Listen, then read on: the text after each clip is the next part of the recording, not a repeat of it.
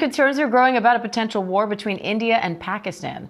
Pakistani officials say at least 26 people are dead after Indian strikes in the disputed Kashmir region. Indian officials say the strikes were limited to terrorist sites in Pakistan, but Pakistan's calling it an act of war and vowing to respond. Let's bring in Chief Foreign Correspondent Ian Pannell and former Deputy Assistant Secretary of Defense for the Middle East, Mick Mulroy, for more. Ian, India is claiming these strikes were preemptive and necessary. Why? Yes, I mean, this is in direct response to a terrorist attack in Indian-controlled Kashmir last month, which led to more than 20 tourists and others being gunned down.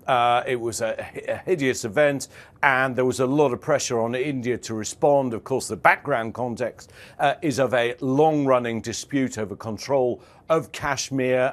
This dispute has been running since partition of India, when Pakistan was created in 1947. They've fought 3 wars. There have been a number of skirmishes. There have been a number of incidents of late, but this was by far the most significant one. I think everyone expected that India was going to retaliate in some way, and that is essentially what happened. It struck what it said was terrorist infrastructure inside Pakistani-controlled Kashmir, but also inside Pakistan proper. Mick, to Ian's point, India and Pakistan have had a tense relationship for a long time. So why are we seeing this escalation now?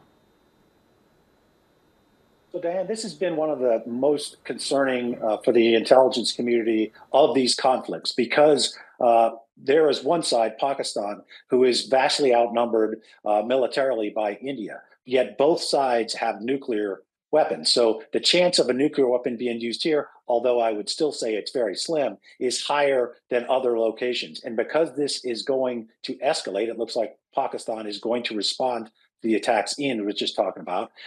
We could see this escalate substantially. If it turns into a ground conflict, that's when you'll see a lot of the world's attention turn to this to do everything they can to de-escalate. And Ian, as Mick points out, Pakistan is now promising to retaliate. Any sense of how they plan to do that? Yeah, it's interesting they've said that, and Mick's right to point it out, because everyone's looking for de-escalation points, and at the moment there doesn't necessarily seem to be any. Remember, when India carried out the attack, there was a statement overnight from the Indian military trying to underline that this was somehow a calibrated response, that it didn't target Pakistani military, that it didn't target civilians, it just targeted terrorist infrastructure. Pakistan kind of responded immediately. I mean, it's claiming, without offering any evidence, that it managed to bring down 5 Indian fighter jets, as well as a number of drones, that it also attacked Indian military bases. But yes, Pakistan says it reserves the right to respond at a time and place of its own choosing. All depends on what it is that they attack. While India can target militant infrastructure, in other words, non-government, non-Pakistani military infrastructure inside Kashmir, there aren't similar targets inside India. If they strike a military base, if they hit civilian areas, then yes, Mick's right. There is a real risk that this could escalate, which is why we're seeing warnings from Russia, from China, from the United States, the Europeans, and others to try and de-escalate. All right, Ian Pannell, Mick Mulroy, thank you both.